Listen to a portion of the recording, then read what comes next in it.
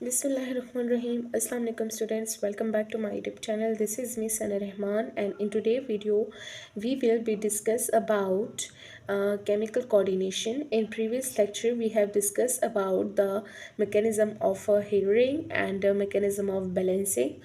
तो आज की इस वीडियो में हम केमिकल कोऑर्डिनेशन पढ़ेंगे और केमिकल कोऑर्डिनेशन का मैं जो हूँ आपको थोड़ा सा रिव्यू दे देती हूँ, ठीक है, कि केमिकल कोऑर्डिनेशन हमारे पास क्या होता है और ये हमारे पास कैसे वर्क करता है।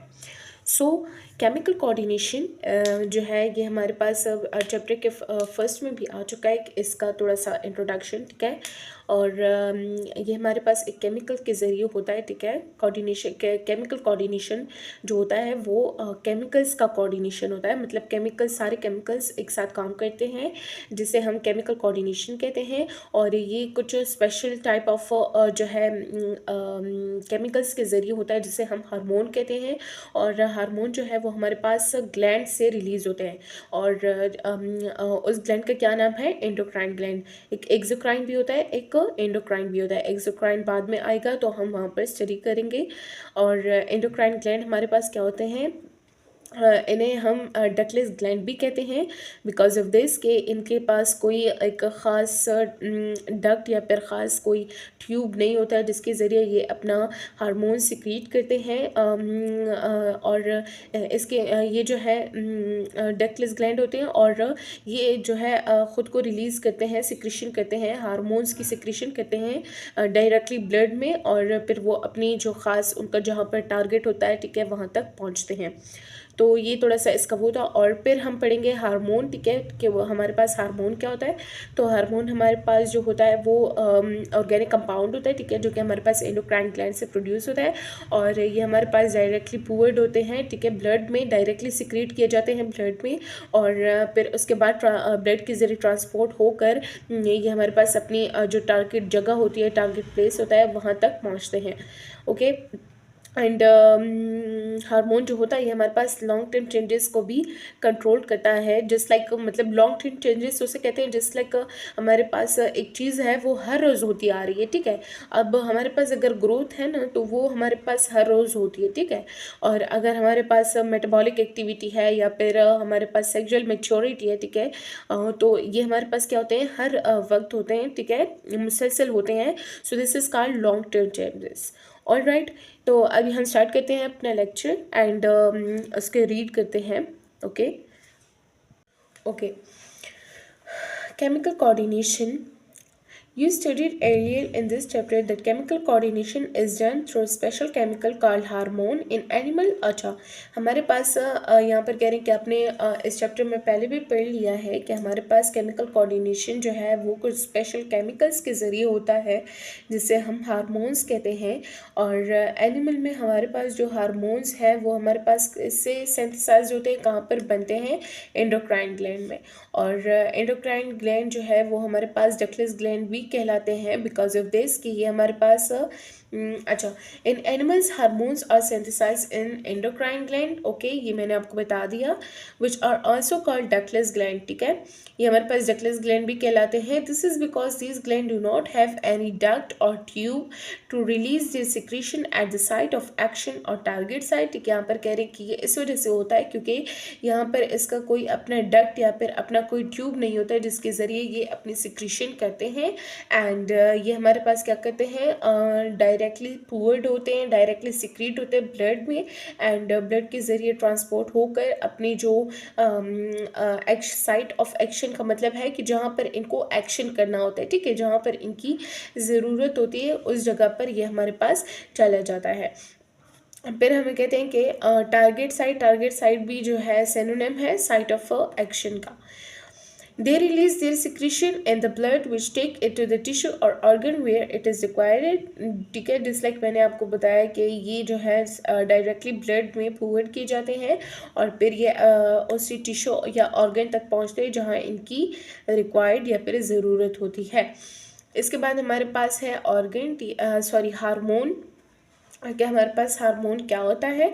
तो हार्मोन और ऑर्गेनिक कंपाउंड, ठीक है, हार्मोन हमारे पास ऑर्गेनिक कंपाउंड होते हैं produce in the endocrine glands, ठीक है, जो हमारे पास एंडोक्राइन ग्लैंड में प्रोड्यूस होते हैं।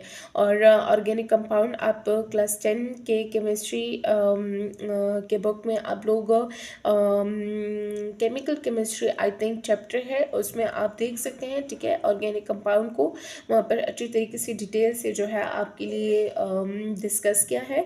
अच्छा, हार्मोन्स जो है वो हमारे पास ऑर्गेनिक कंपाउंड होते हैं जो कि हमारे पास एंडोक्राइन ग्लैंड से प्रोड्यूस होते हैं, और ये हमारे पास okay poured directly into the blood and are transported to respective target tissue where they affect hormone, ठीक है, okay, where they affect।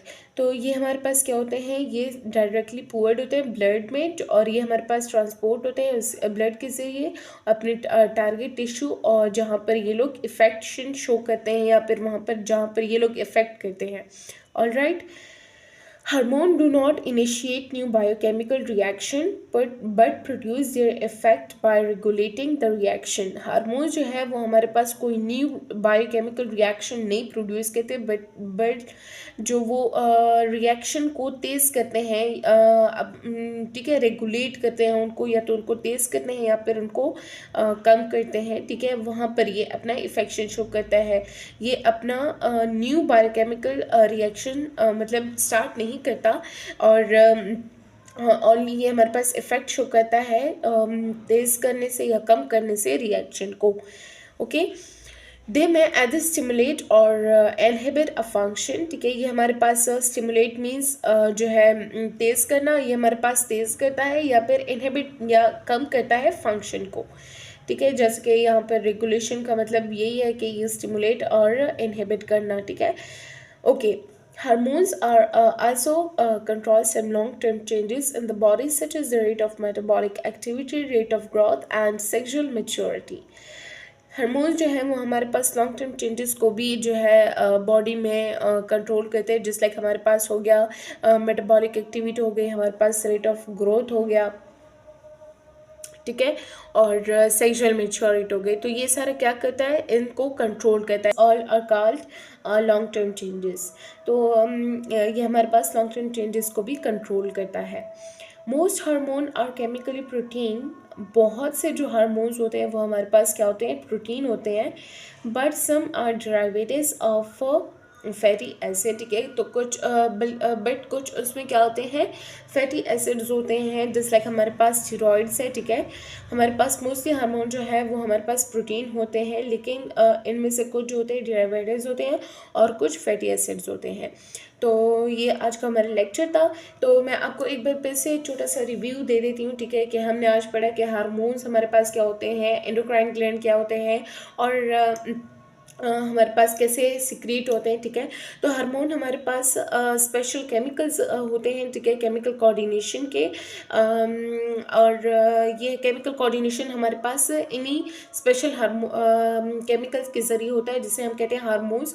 Animal में हमारे पास जो हार्मोन्स होते हैं वो एंडोक्राइन ग्लैंड्स में सिंथेसाइज्ड होते हैं, and it is also called ductless gland because of this, कि ये ग्लैंड जो है हमारे पास, इनके साथ कोई भी डक्ट या फिर ट्यूब नहीं होता कि ये अपने जो है हार्मोन्स को रिलीज़ करे या सिक्रीट करे, ठीक है, जहाँ पर इनका काम हो या फिर जहाँ पर इनका काम हो, ठीक है, वहाँ पर ये लोग टारगेट साइट हो, वहाँ पर ये लोग सिक्रीट करते हैं विदाउट एनी डक्ट।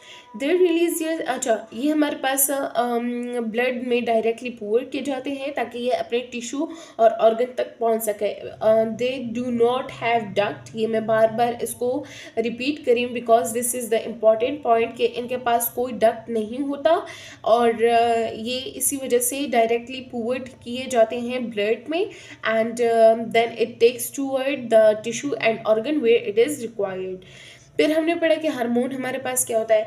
तो हार्मोन हमारे पास जो होता है वो एक ऑर्गेनिक कंपाउंड होता है, ठीक है, जो कि हमारे पास एंडोक्राइन ग्लैंड से प्रोड्यूस होता है, और ये डायरेक्टली पोर किया जाता है ब्लड में, और ब्लड के ज़रिए ये ट्रांसपोर्ट किया जाता है and taken toward the target tissues where they effect ठीक है, यहाँ जहाँ पर दे अपना इफेक्शन शो करते हैं, जहाँ पर ये इफेक्ट करते हैं। उसके बाद हमने पढ़ा कि हार्मोन जो है वो हमारे पास, उसका काम क्या होता है, उसका काम ये होता है कि वो हमारे पास एक केमिकल को रेगुलेट करता है। ठीक है, एक केमिकल को या तो वो तेज करता है या फिर वो उसको स्लो करता है। इसका ये काम है कि ये केमिकल रिएक्शन को तेज करता है या फिर स्लो करता है, लेकिन ये कोई न्यू बायोकेमिकल रिएक्शन प्रोड्यूस नहीं करता। Okay, this is important part. Okay, कि ये हमारे पास बायोकेमिकल रिएक्शन को इनिशिएट नहीं करता, और हमारे पास जो है सिर्फ इफेक्शन शो करता है बाय रेगुलेशन और स्टिमुलेटिंग और इनहिबिट अ फंक्शन। ओके, और हाँ, हार्मोन्स जो होते हैं ये हमारे पास also control the long term changes in the body such as rate of metabolic activity, rate of growth and sexual maturity. और फिर हमने उसके बाद पढ़ा कि हार्मोन्स जो होते हैं वो हमारे पास केमिकल प्रोटीन होते हैं सारे, क्योंकि ठीक है, हमारे पास सारे केमिकल प्रोटीन होते हैं, और इनके साथ कुछ डेरिवेटिव्स भी होते हैं फैटी एसिड के। ठीक है, जैसे कि हमारे पास होता है steroid. So this was today lecture, and inshallah in next video we will be study about human endocrine gland, the pituitary gland. ठीक है, ये हम पढ़ेंगे। और and don't forget to subscribe my YouTube channel। मिलती हूँ आपसे किसी नेक्स्ट वीडियो में, तब तक के लिए अल्लाह हाफिज़।